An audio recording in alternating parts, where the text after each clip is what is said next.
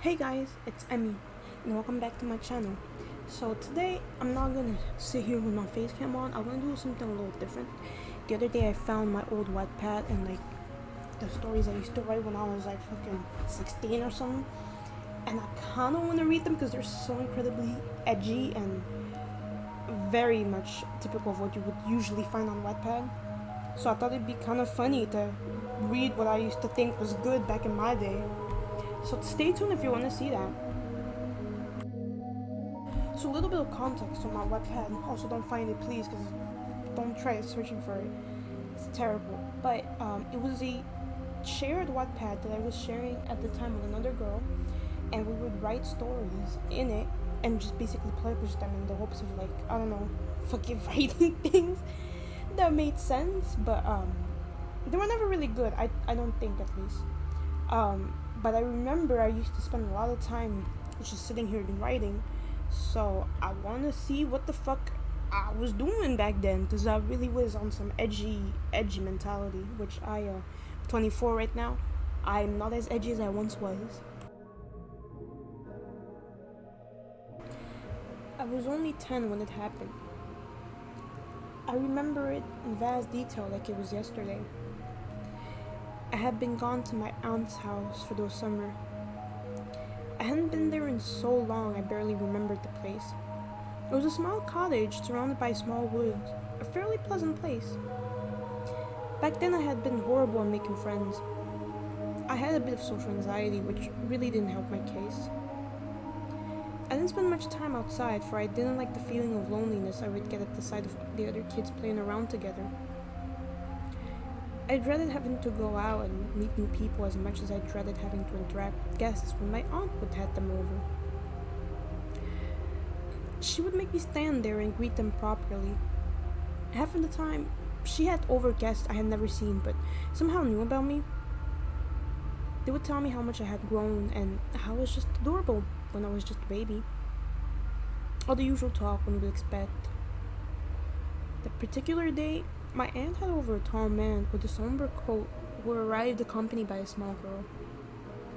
He was very imposing looking and something about him seemed off. The young girl stood by his side and stared at the floor the whole evening.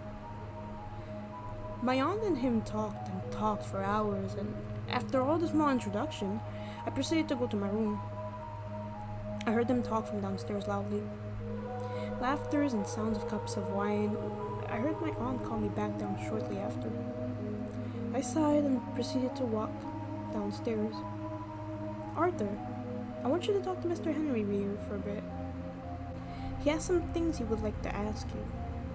Some propositions which I'm sure will please you, my child. I sat down as my aunt had commanded me to do so and looked up intrigued at what the man had to say. His face was serious, and I felt a slight sense of unease. Arthur, boy, I came here to make you and your aunt a wonderful proposition. I'm a circus performer, you see. This young lady here is Annabelle, also a member of my troupe. The girl got up and gave a slight bow as she sat back down, still looking at the floor.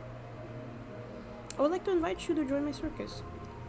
I have heard that you have quite a hard time making friends over here, and so I thought my circus would be a splendid place for you. Everyone is also kind, and there are many children there. I'm quite sure you would fit in with everyone.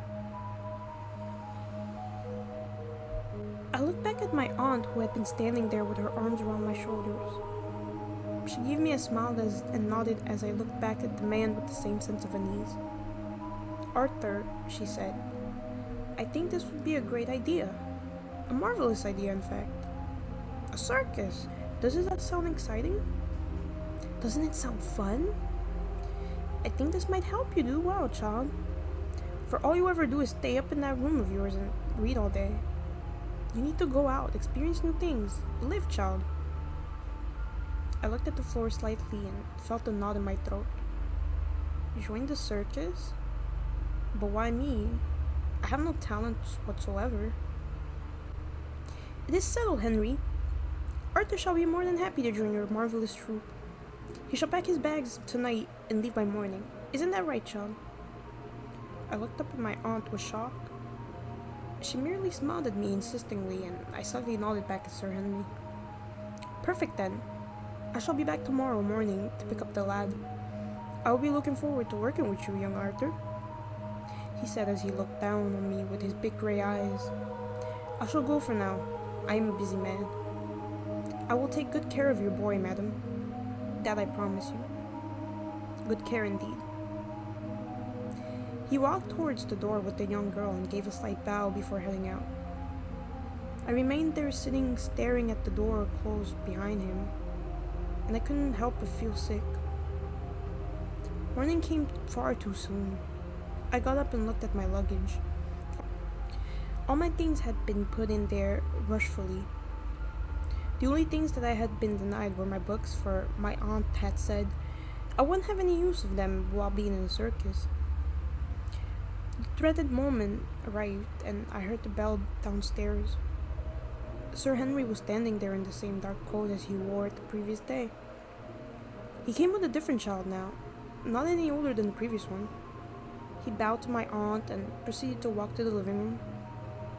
He sat down by the same armchair as her maid had brought the coffee. Is Sir Arthur ready to depart? I have prepared my most pleasant carriage for our travel. I will be seen so that Mr. Arthur travels will be most pleasant. He is, yes. He had prepared his luggage already and was awaiting your arrival impatiently. Isn't that right, Arthur? I nodded slightly. Now, boy, fetch your things, for Sir Henry is a far busy man. We wouldn't want to keep him waiting now, would we? I nodded and went to my room. I picked up my bags and headed out. As I walked out, I noticed both Sir Henry and my aunt standing in the middle of the living room. He took what seemed to be a small bag of coins and put it in her hands. He then removed his hat, which he carried to his chest as he bowed a long bow. I saw my aunt thank him as she put away the coins in her pocket.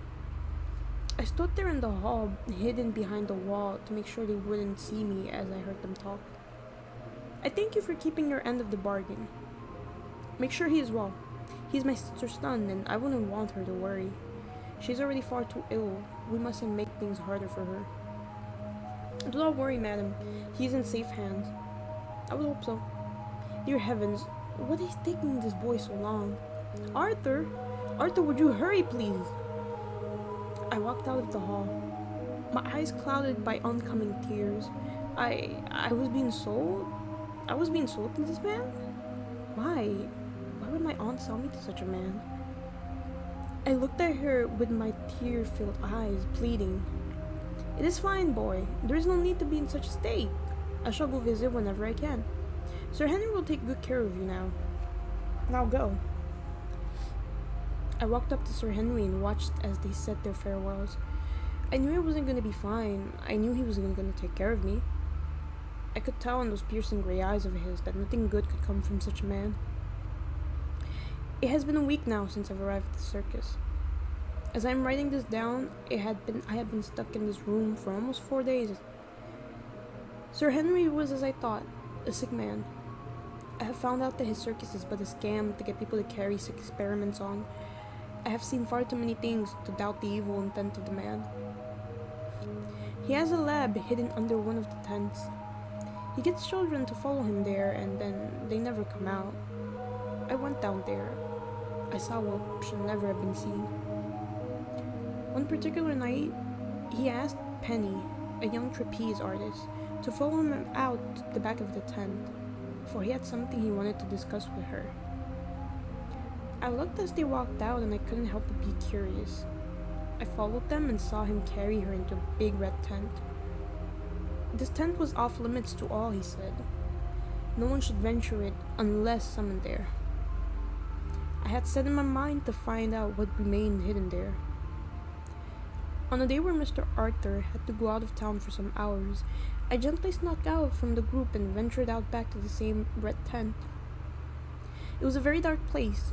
There was a small light in the back that barely lit up the place. The tent was completely empty except for a small table and a single chair. I walked around, intrigued at what I might find behind them. I saw nothing out of the ordinary. I continued to look around until I resigned and sat on the chair with my legs under the table. felt something under my boot. I pulled the tablecloth and found a small trapdoor under it.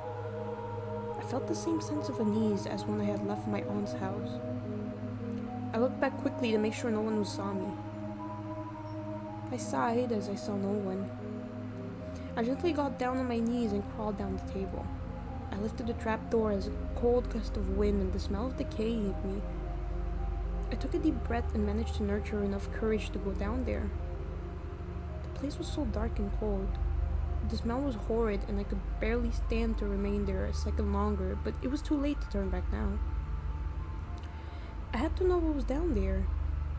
I kept walking as I spotted a slight light far back. I walked quickly and couldn't help but look back many times in case I was being followed. I felt my limbs shake as I got closer and closer to the light. What awaited me there was far beyond what I had expected.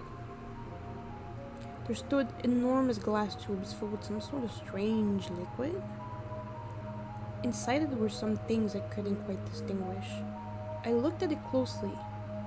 It seemed to be a dark figure, a creature of some sort. I looked at the others. All had what seemed to be bodies. Some smaller jars on the shelf had the same liquid and some strange looking things. I couldn't tell too well for it was too dark. I stumbled upon a light switch in the wall near a table. What I saw after I switched it was far too much for me to describe. There stood the people I had seen in the circus. Laura the ringleader, Anthony the clown, Emily the trapeze artist, and Penny. I rushed to the massive tube as her dismembered naked body floated in the strange liquid. I felt the nausea take over me and I had to take a second to come back to my senses. I felt other terrors as I looked at the operating table. Blood and barbaric-looking tools were laid on it. Straps on the side to hold down the patients. I took a step back as I looked at the horror show in front of me one last time before running away as fast as I could. I ran and ran, looking for the stairs, the trapdoor. I searched, but my eyes couldn't see it in the darkness surrounding me. I scouted everywhere for it until, there, behind me, I felt something. I felt the tears burst out of my eyes as my limbs grew weak. I had to gather all of my willpower to not crash on the floor. I heard an animal-like scream burst out of my throat as the hands grabbed me by the wrist. I fought back as much as I could, but my efforts were in vain. The hands were far too strong. It pulled me up and I saw the same gray eyes I had dreaded to look at.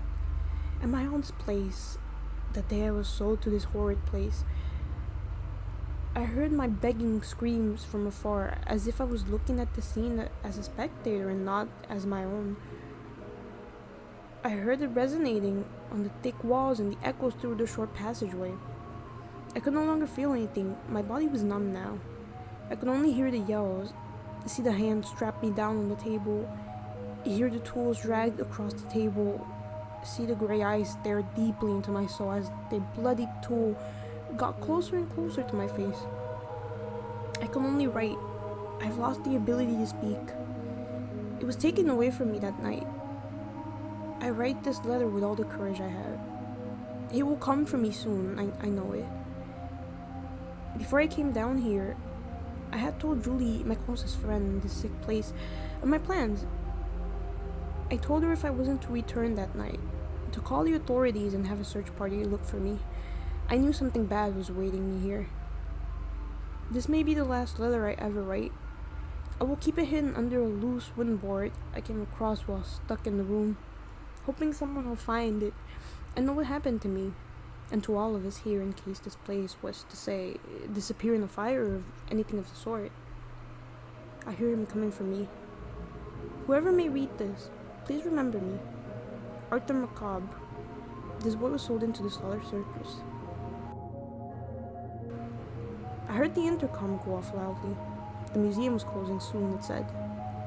We had all been listening carefully to the story about the Solar Circus we barely even noticed. Okay, class. Let's all regroup now. We have to get to the buses outside quickly. Everyone started chatting together as always. I remained standing near the exhibit. The slaughter circus. Quite an interesting piece of history. I looked down on the note which remained in the glass container. The handwriting was messy and the paper was in bad condition. Okay, class, let's go. Come on, before the bus leaves. I looked back one last time at the note as I turned back and joined everyone else. I swore back then for a split second I had seen eyes stare at me.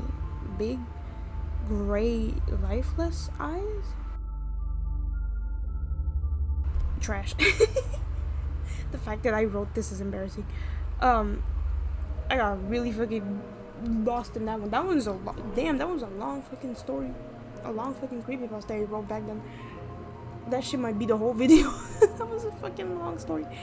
But yeah, I clearly have a lot of fucking creepypasta stories or shit that I've written down on my Wattpad that I have to delete because they were not good. But if you guys enjoyed it, if you want to hear more of my embarrassing fucking stories that I've written down clearly, I'll make another video of it.